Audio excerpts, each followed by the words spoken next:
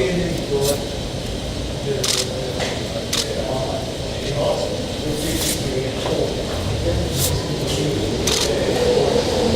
is there a difference?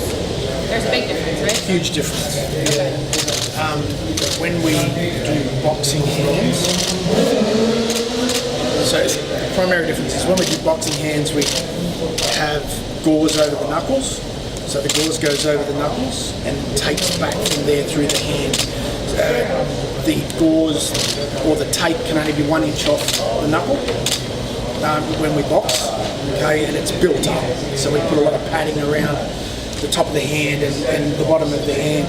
The difference with this is we all had to get used to it because I've never taped hands like this before. For bare knuckle was that we can go from the wrist, but we can only go 2 inches or 2 inches off the knuckle. So they only really want it around the bottom of the hand. You're allowed to do the thumb and the wrist, but that's it. Okay, and the hand has to be exposed so that when they close their hand, that the gap is well off the knuckle, so you can see it there, and no padding anywhere else. No padding on the hand at all. So that's the primary difference. How many yards in each hand? Sorry? How many yards per hand? Look, I can't remember off the top of my head. They supplied the wraps. And that's all we were allowed to use. Yeah, they supplied wraps and bandages and tape, and that's what we used, and that's as much. But for myself, it was the first time at the fights we wrapped like this, because we never wrapped anything like this for bare knuckle. I know Stitch. I went to Stitch and said to him about wrapping it. He goes, "I've never done it either." So it was the first time for all of us. So the basis of it really was just that the full knuckle on the hand was exposed. So no protection at all. And the thumb and the wrist were stabilised basically. So that's all the protection you have is your thumb and your wrist. Otherwise, it's bare knuckles, bare knuckle. Who taught you how to do it? Me. Yourself. The internet? No. Well, there was You just winged it. there was no format. They did go through they went through a very quick explanation of how they wanted it wrapped, which we all watched.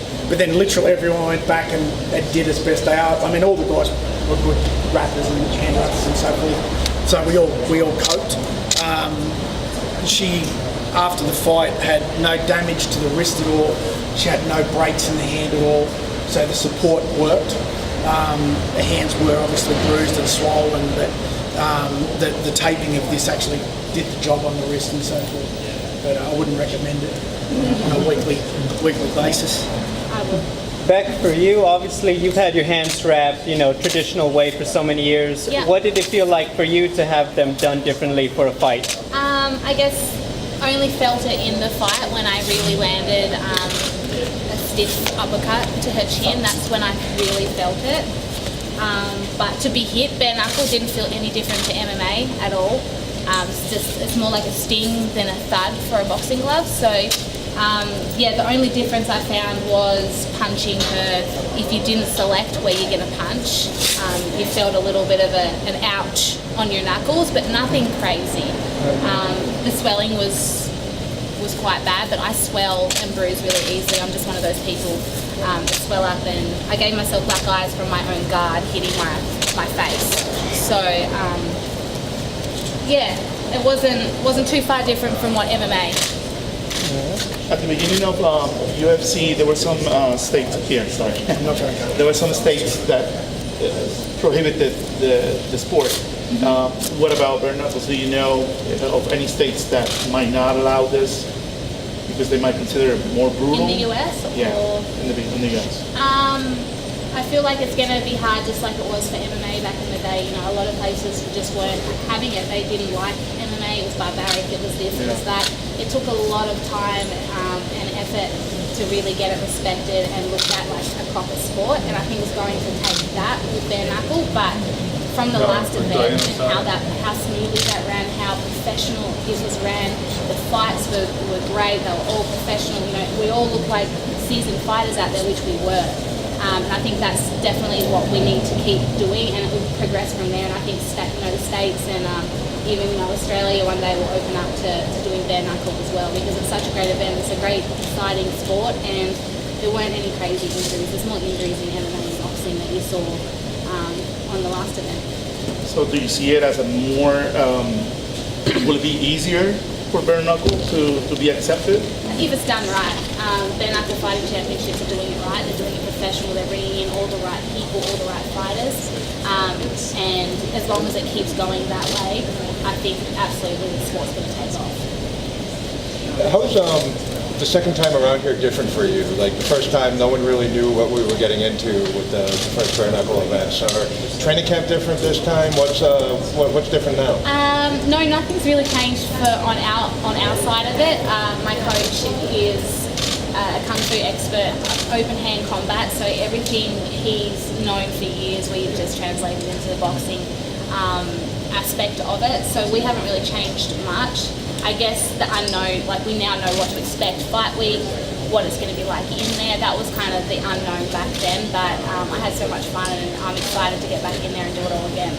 And was your post-fight recovery, was it any different than your recovery for an MMA fight? Or was there anything you noticed? I normally take about a week or two after the fight, after an MMA fight anyway, just to recoup and get my body back to 100%. My hands were a little bit swollen, but I was back in the gym 2 weeks later doing 10 rounds with April Adams, getting her ready for a world title fight. So nothing, crazy. I was back in there, we were sparring 10 rounds 3 times a week. So straight back into it.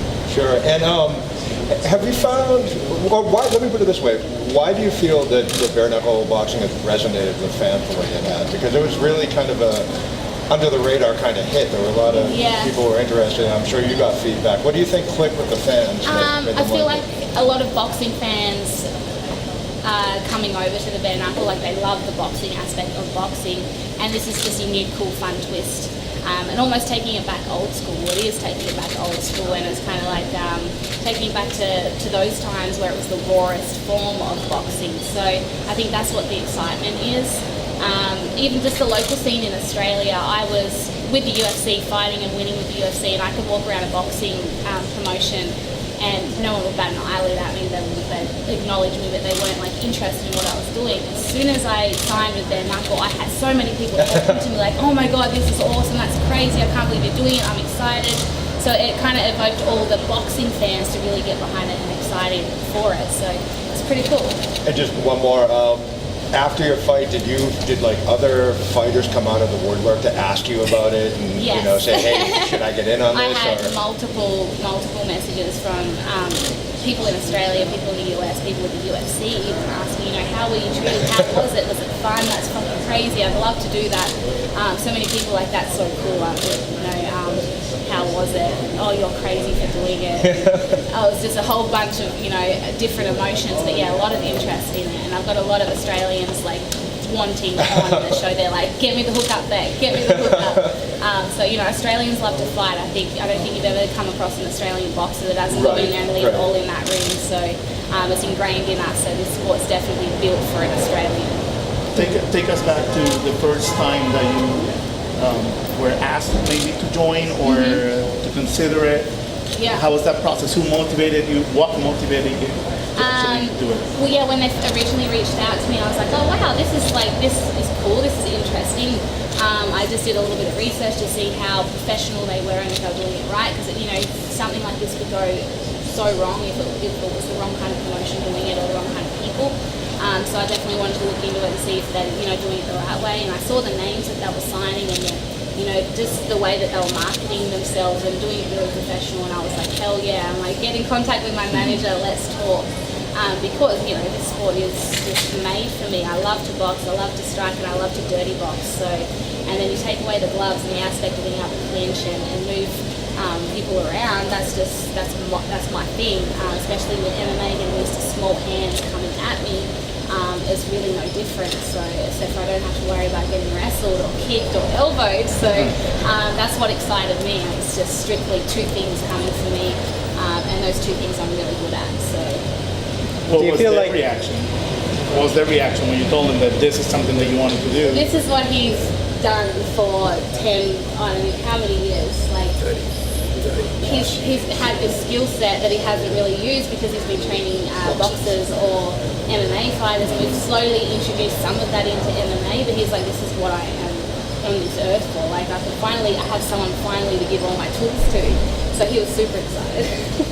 Do you feel like your MMA has improved with what you've learned specifically for bare knuckle? 100%. We've slowed things down. We've definitely focused on the skill set and not just training hard and going 100% all the time. And it's just opened up my mindset and looking at things differently and using strategy and using skill set that I've always had that I just haven't used.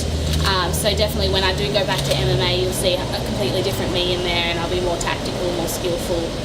Just my distancing, my range, my shot selection, everything's just completely changed. With all this new stuff going on for bare knuckle, you're obviously a standout for them already. Is the plan still to really commit to MMA and taking a lot more MMA fights for your career, or is it just going to be occasional that you come back to the cage? I take one fight at a time. I'm focusing 100% on Britain Hart, who's coming in there to punch my face off next weekend. So I'm not looking beyond her, but I'm loving this sport. I'm having fun. I'm excited for it, and as new, I kind of lost the love for the MMA just with all the things going on behind the scenes and weight cuts and things like that. So it's really cool to just be involved in this sport and be really happy and excited to get in the gym every morning and do what I love. So it's really cool to just be focusing on this right now. But I love to fight. I'm going to try and fight as often as I can, and if I can do both, I'll do both. Worried about hurting your hands? That was my only worry with my last fight. It's like, damn, I don't want to hurt my hands. Like, these are my money makers. This is how I make money. So I've got to absolutely 100% protect them. But I have a good team. I have a good coach, and he's given me all the skill set to go in there and not hurt my hands, but hurt my opponent. So I have 100% confidence in my training and in my skills in there. So I don't think I'm going to hurt them. I'm going to get superficial, bruising and swelling, which I come out with any fight anyway. So. I'm 100% confident I'm not going to have some crazy injury on my hands or anything like that, because I'm punching right, I'm selecting my shots right. I assume it makes technique really important to go for it. Technique's really That's the main thing. It's hitting right, hitting the right places, taking the right shots, really using your head in there, and you'll come out pretty much uninjured. What's an example of something you don't want to do when you're punching with bare knuckle? Probably hit the top of the head. Right. That would really hurt. Anything up here is going to hurt you. I found that when I hit her chin a lot, over and over, that's what did the damage to my hands. So I'll probably be more selective in that. But that's about it. You just want to go for the more juicier, fleshier parts.